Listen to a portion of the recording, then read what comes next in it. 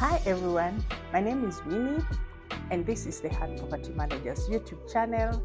I am so delighted to be back here today. It's been a while doing videos here and there, trying to collect them and actually not having enough time to put everything together. As you know, doing YouTube videos or doing YouTube is not easy as many people think it is. It requires a lot of time to sit down, to analyze, get this data together, and sometimes even choosing the topic that you want to talk about. So welcome back to our YouTube channel. This is the Heart Property Managers.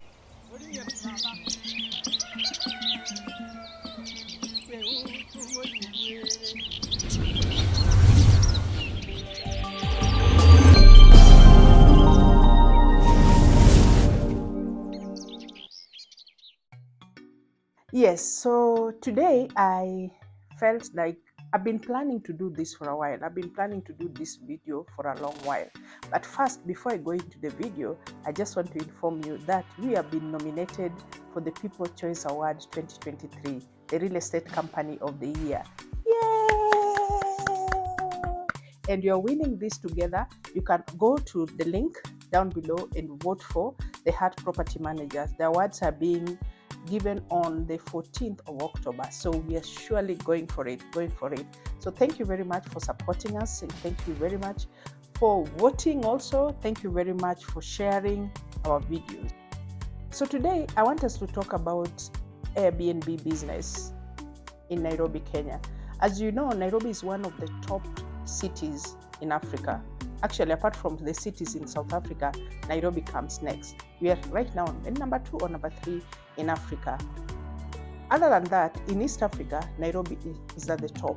So the demand for accommodation and housing in Nairobi is still quite high. Let me just break it down to the basics. Being the headquarters of the UN in Africa, that alone has created some demand. And the one place that continues to grow or has continued to grow over time during the COVID and now post-COVID is Airbnb accommodation. So any property that is within the capital city that is well furnished would usually attract different kind of clientele depending on how you furnished it. So today I want to break it down 3 points. Why Airbnb has continued to rise and become one of the best investment options for first-time investors or real estate investors. 2, how to make your Airbnb business attractive and get the right client and get the right income out of it.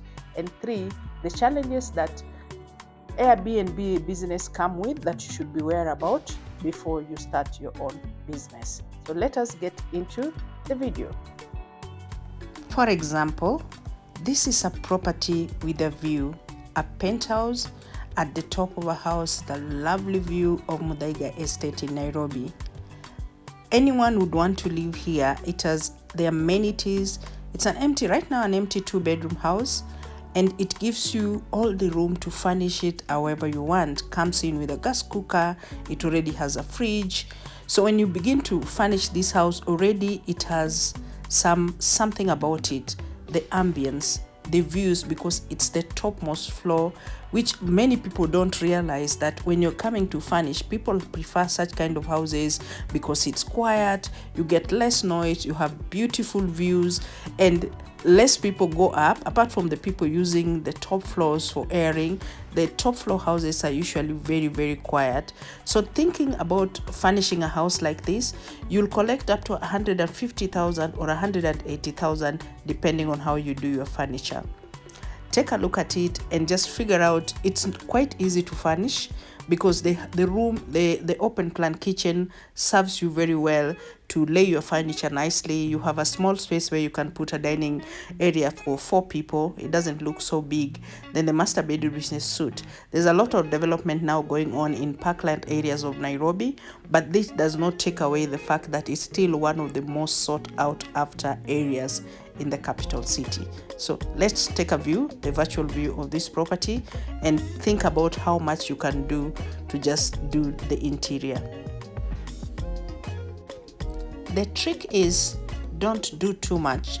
When you want to furnish a property, don't overdo it. Don't go too expensive. Try and keep it simple. Try and keep it quality. Don't overly furnish. Don't congest rooms. Don't overly purchase expensive things, because like I mentioned, or I think I'm going to mention ahead on this video, security is one of the major issues. So don't put too many expensive things. Don't over furnish it. Just keep it simple, keep it nice, keep it classy. So a house like this will probably actually fetch you up to 200,000 if you do it well, and it doesn't take too much. It's just getting into the market and seeing what is trending and just blending it nicely to get you the amount of money. This is the laundry room. You see, it's quite tiny but as well very spacious. You can do a lot of things with it. And some of this, the challenges you get with such development is because the next developer decided just to put the building right against this one, taking away all the light that would have come into the room. So this is a furnished property. If you look at this one compared to what you've just seen, this is one of the furnished, high-end furnished properties in Nairobi that at the moment is collecting 250,000 rent, and you'd hardly find a SCADA vacant. You can never find an empty house, and if it is, it doesn't take too long before it's occupied. So if you look at the furnishing in this room, oh my god, the bed, you just want to jump into it and sleep. The modern toilets, look at this. Even when you're furnishing your own house, if you are doing interior for your own house, you probably need to walk into some furnished places and see what modern items, what modern furnishing people are currently using for houses. You will not regret it. So this is one of those high-end furnishing that, like I said, is renting for 250,000. So now, one of the most lucrative businesses in Kenya right now, in Nairobi as the capital or any other cities within Kenya, is Airbnb business. As a real estate agent, I think many times when we started the Airbnb business, many people didn't understand it very well. But now it has picked up. One of the reasons why it has picked up is because, one, Nairobi does not have enough hotel accommodation.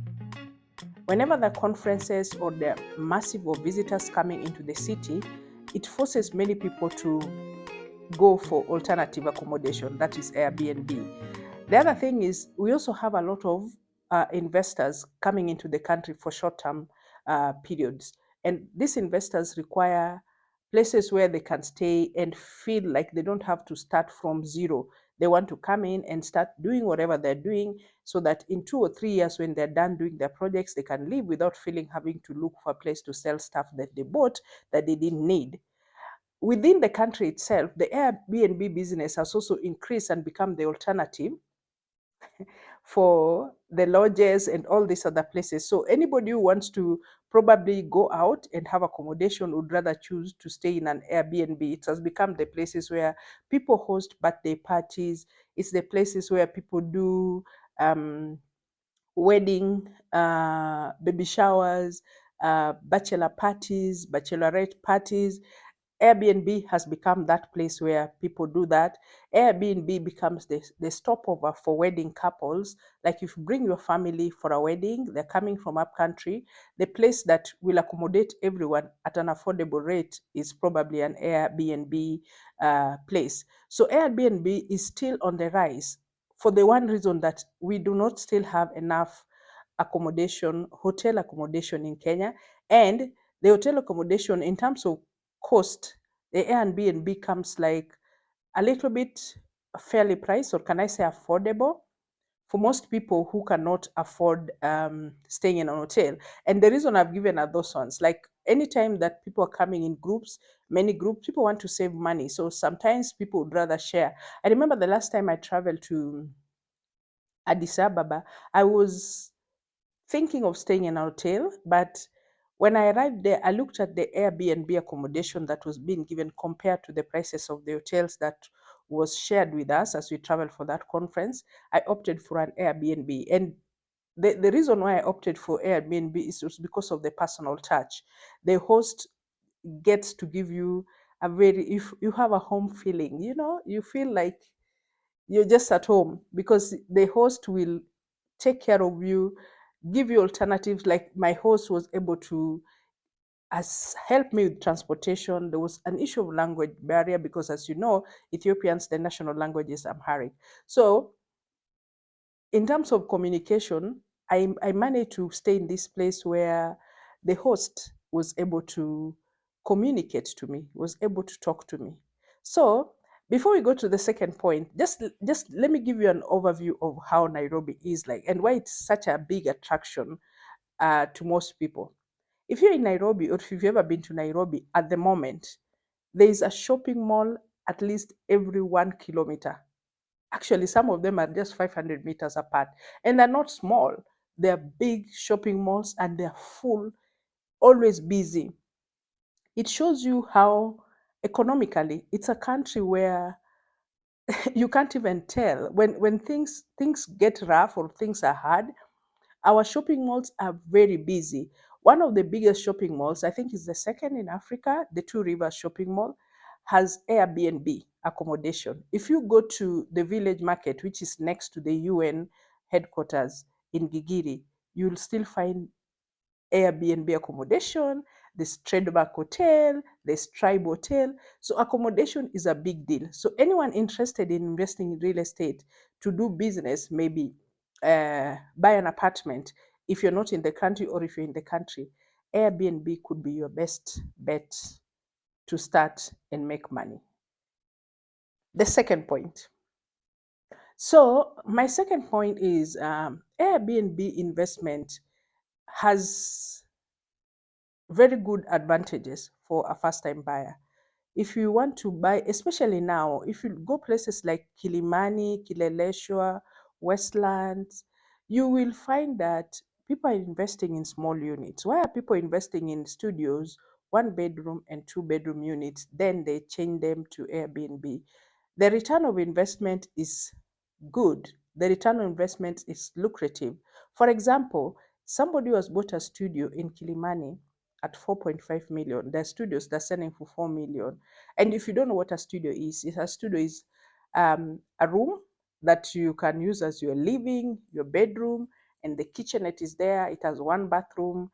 Um, some studios have a wall separating, so it looks like kind of 1 bedroom, but it's a studio. It's a one room that accommodates everything. You have your living room, you can cook as you watch TV, then you roll into your bed, then you have the washing area there.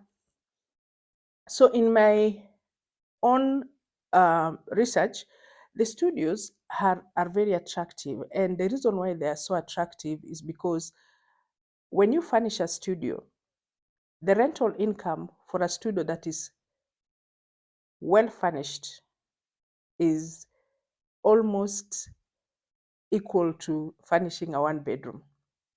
Let me just show you one of the studios that are furnished. Then you'll take a look at it and now compare having looking at that kind of furniture and why people would not want to go to an hotel. Instead, they would rather stay in a furnished place. Take a look at this. Now, how do you make your Airbnb accommodation attractive? How do you know what kind of furnishings you should put in your Airbnb, what to do? A lot of people want to do Airbnb, but they probably are not willing to do the investment that come with it. I see so many properties many times and try to give advice sometimes. And a client who is willing to listen, you can hire an interior designer, you can talk to a real estate agent because we know what is in the market, we know what is good for clients, and we could easily advise you and save you money instead of getting probably an interior designer. And please, I'm not against any interior design. I'm just saying that if you have a studio and you need to furnish it, it doesn't take much. You know, it compared to a big house that requires some linking colors, some professional, let me say, view to look at how each and every room will connect and in sync with your interior. That's okay. So if you have a small unit, like you have a 1 bedroom or a studio or a 2 bedroom, one of the factors that you need to consider that you're not furnishing for yourself. Take your time and go online and see some of the modern furnishings. What colors?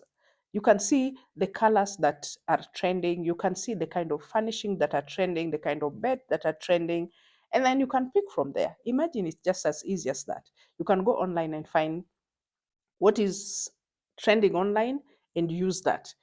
As a real estate agent, I will guide you, and of course, we'll not do it for free. We'll guide you on what you need to do to make your house more attractive. The most important thing you should consider when you want to do Airbnb is to think about your location. Where are you located? It's not every place that will be suitable for Airbnb. Of course, you can find business even in far off places, or maybe properties that are not located in the right places, but it will cost you more money to furnish a property. Then you get lower rent for it, and also you find you have long periods of vacancy, like you don't have a tenant for long periods of time. So choose location. Real estate is about location one, location two, location three. Make sure you are in the right location. Who is your target client? If you are near the airport, are you targeting those who are traveling? Are you targeting high end? Because trust me, we have two-bedroom apartment accommodation in Nairobi that are renting for about $2,500 a month, and they're always fully booked. Then we also have two-bedroom accommodation in the same location renting for $1,000 per month. And I'm saying $1,000 because of the the situation going on right now in the country. Can I say world over? I don't know whether it's going on world over, but most homeowners now, because of the dollar fluctuation, are more or less interested in um, pegging their rent to the dollar. Just. But in Kenya shillings, I can say a one-bedroom unit in Kilimani, Kileleshwa, Westlands, and anywhere in Nairobi, Upper Hill, Karen, the rent will be between 100,000 to 150,000. The studios, really well furnished, is ranging between 60 to 90,000, depending on the furnishing, depending on the location. The two-bedroom units, I can tell you, is ranging between 120,000 to 300,000 or 250,000. Let me put it at 250,000. So you can imagine, if you rent your property unfurnished in those locations, you'll rent a studio at 40,000. If it is furnished, you rent at 80. A one bedroom is 60,000. If it is furnished, you rent at 100 or 80 or 70. Just depends with the furnisher, depending on how you furnished it. If you rent a two bedroom in Kilimani, it's about 75,000 or 80, or Westlands, whichever area, as long as it's furnished. Unfurnished. When the same property is furnished, it collects double rent. So the return on investment, if you look at it realistically, in 1 year, you are able to recover the total amount of money probably you spent on the furniture, and the following year, you begin to make your profit. So Airbnb is becoming a place where people are pushing. And I know when people say Airbnb is good, everybody runs to real estate. Now, on this part, the next part of this video, I want to tell you some of the challenges, some of the risks, some of the nightmares that come with running Airbnb business. Keep watching. Now, some of the challenges that come with running Airbnb business in Kenya, and I think around the world, is security. As a homeowner, as an agent, I'm telling you, the issue of security is a big deal, because Airbnb business is a short stay business. And so someone can come, rent your apartment for just 1 day. And the things they do, once they've rented the apartment, will leave you in trouble for a lifetime. I'm saying this because within Airbnb is where murders happen. It's where robbery happen. It's where criminal activities are planned and executed. And half the time, if you're the homeowner or the manager of the property, you'll probably find yourself with the wrong documents that you're given to you. You'll find yourself with the wrong fake ID, fake everything, and the government is after you to explain where those people came from, to explain why someone was murdered. Like it comes with that kind of risk. So when they say high risk, high income, that is Airbnb. Airbnb business can be your nightmare. Airbnb business can send you to jail. Airbnb business can make you lose your property because many a times when clients contact you, the best you can do is to ask them for their documentation.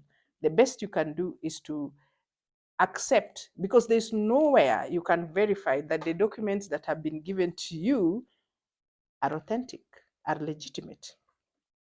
So once you've accepted this document, you assume that in case of anything, these documents will be able to be your backup, only for you to realize that the documents you have are all fake. I'll give you an incident that I personally went through sometime back in 2018. A young lady contacted us for accommodation. Being not present at the site, I contacted someone else and told them, please check the person in, take their ID, check their all, like, let them fill the necessary documents required for them to check in. So the following day, when I came in, I met the lady. We had a conversation, and she said she's on a trip from Nakuru, coming to meet her boyfriend, and they decided to use that accommodation. Yeah. So wait. So having innocently felt like it's a normal thing for someone to come and meet their boyfriend traveling from another town to Nairobi to meet their boyfriend for the weekend, there was nothing to worry about. So on the second day that she was supposed to check out, we met on the staircase and I said, you're checking out? He said, no, no, no. We'll be checking out on Monday because my boyfriend came yesterday and we're checking out together. What time on Monday? We agree and say bye. He says, okay, then you need to sort out the difference. He said, fine, I'll sort it out. So being that the person has stayed in the accommodation for a day, you begin to accept them. Like I mentioned earlier, you have that connection, or how you interact with your client. You bring in that bond of a family bond. Someone is staying in your property, you don't want to treat them as a stranger. You welcome them and make them feel at home. So the following day on Monday, the house manager comes in to clean, but we are having a conversation.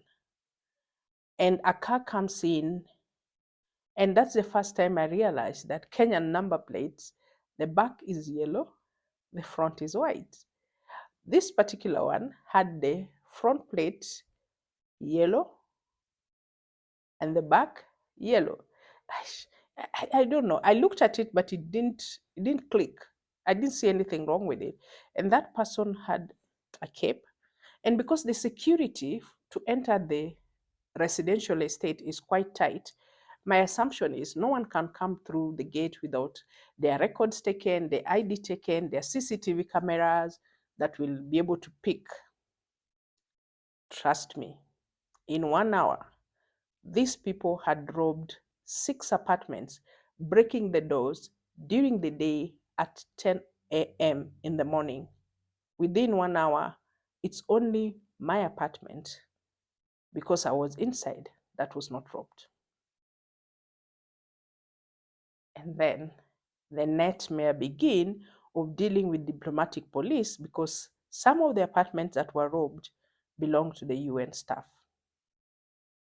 So Airbnb business can put your life at risk. In my own thoughts, I felt if my house help was in any of one of those units cleaning, or if she had gone to one of those units, or the particular unit where the criminals had booked, she would have died, because they would have used any method to make sure that their mission is accomplished. I look back to that day and I say, God spared her life, because if I did not stop her to have a conversation, she was going to go straight into that apartment and find herself face to face with the criminals. So, Airbnb business is great, but it requires that, I don't know, you take some risk knowing full well that 9 out of your 10 clients are very good, but that one client that checks into your unit could get you into deep, deep trouble. And that's why when you go to most hotels, especially in Kenya, after so many terrorism attacks, they would ask you to pose so that they can take a picture of you. And maybe if you're investing in Airbnb business, maybe you should have a camera somewhere hidden that can capture faces of people who use your accommodation. Or at the entry point, you can have a camera that takes the image of the person occupying your unit. That could save you from a lot of trouble. So, well, another issue is Airbnb is very demanding. Airbnb is like a small baby, always requiring TLC, always requiring tender loving care. The amount of attention and care that you need to give Airbnb is where many people fail, because Airbnb is not about dumping furniture into a house, making sure there's electricity and water, then wow, people can take care of themselves. No. Airbnb requires that you give it 110% attention, because those who use Airbnb are very demanding. They're trying to find home away from home, or a better home away from home. Let me put it that way, a better home away from home. So, in terms of input, what you need to do to make your Airbnb become one of the most sought out after accommodation is how much attention that you give to it. It's one thing to have furniture in a property, but it's another thing to have well taken care of furnishing in a house. The other extra services that you offer for an Airbnb will give you a competitive edge, because everybody can put furniture, but the other people who do Airbnb would want to hand over the keys and let you run your thing. If you go to many countries, you find even you go to accommodation in hotels, they go out of their way to give you mineral water. They want to provide you with internet services, high-speed internet services. Other people will give you breakfast for free. You have your coffee machine working. Everything must be efficient, working efficiently. No one wants to check into an Airbnb place where the internet is weak, the electricity is always on and off. So those who know and put value to their Airbnb will have power backup. In Kenya, electricity is not doing so badly. In Nairobi, we hardly get power blackout, but to make sure that the Airbnb is running efficiently and sufficiently, you probably need to invest in a power backup. You'll need to invest in a working washing machine. There are people who have dishwashers. There are people who have offer, that's not accommodation, but they also offer cleaning services, laundry services. It just depends on how much you want to offer to your client, because it brings that competitive edge. It twitches, it separates you from the rest of the people who are doing Airbnb. So Airbnb is so demanding, and for someone who has at least more than 5 units of Airbnb, is a full-time job.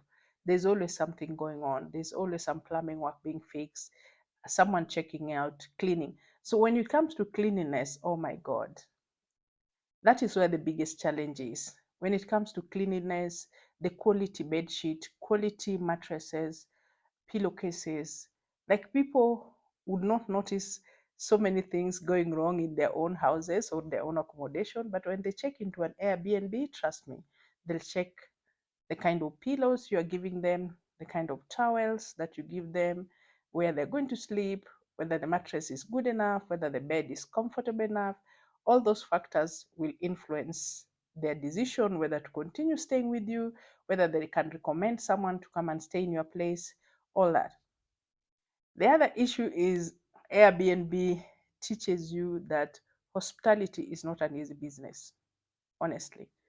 Hospitality is such a difficult business. Until I did it, I realized that it is one place. I think doing accommodation makes you realize that your mood is not important. How you feel is not important. When you're doing Airbnb, you must be always happy, always smiling, always being the one asking, how are you doing? Please welcome. And if you are the one doing the receiving of guests, if the one receiving calls, if you're the one at the front, trust me, if you know you have fluctuating moods, if you know you can get easily irritated, please stay at the back, because most people are influenced on how you talk to them, the first conversation, how they check in, how you welcome them, how the whole welcoming part influences how they're going to stay and how they're going to relate with you.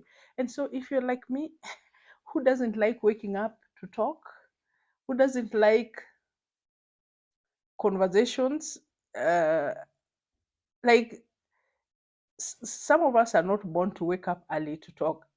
Like I can start talking maybe from 9 a.m.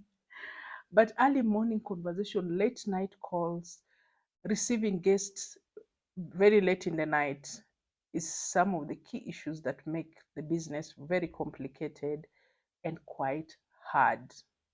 I'm telling you, quite hard. Be- because you'll have guests coming in from the airport at 2 a.m. And because of the security situation or the way the security is worked out, it will force you to welcome them. And like I mentioned before, meeting your client, welcoming them, showing them around because they are tired. They've traveled maybe for over 24 hours. They need to cook, they need to eat. Probably they have children. So you probably don't want to abandon them without showing them around and making sure that when they wake up, or by the time before they go to sleep, they've prepared something for themselves to eat. Hmm. You'll have to look for gas at midnight in case the gas is not there. So Airbnb is high risk, high return, in my opinion. And I'm encouraging anyone who is interested in doing Airbnb to kindly sit down and evaluate. Look at your lifestyle. Are you able to offer that amount of time to your unit, your accommodation? Are you passionate about it? Let me say so. Are you passionate about hospitality? Are you passionate about entertaining? Because that's what it is all about, entertaining and meeting new people every day. As for me, after having had that incident in 2018, I freaked out. I was scared. I said, oh my God, this would have ended up in a bad situation. And because it didn't, I became very paranoid about people. When I received gates, like, I kind of look at you like, could be one of them. Are you a thief? Are you a threat to me? Are you going to do something weird? And so I switched from just accommodating anyone to focusing on referrals from our previous tenant. So it became more or less a referral place. And if it's a new tenant, I need to know how you contacted us. I don't know whether that's the right way to approach it, but it depends on each person. Some people are risk takers and they don't get affected by incidences like what happened to me. So I'm wishing you well on your Airbnb business venture, and please feel free to talk to us in case you have any question concerning Airbnb investment in Nairobi, Mombasa, Kisumu, Eldoret, Migori, my county, Siaya, or any other town in Kenya, because the demand is there. This is all from us today concerning Airbnb business in Kenya. If you have your comments, if you need any assistance in furnishing your Airbnb, managing your Airbnb, please go to the comment section and make your comment. You can also contact her. Please remember to vote for the hard property managers. People Choice Award. I'm leaving the link on the comment section. Please go and vote for us as the Real Estate Company of the Year. Subscribe to our YouTube channel, like, share.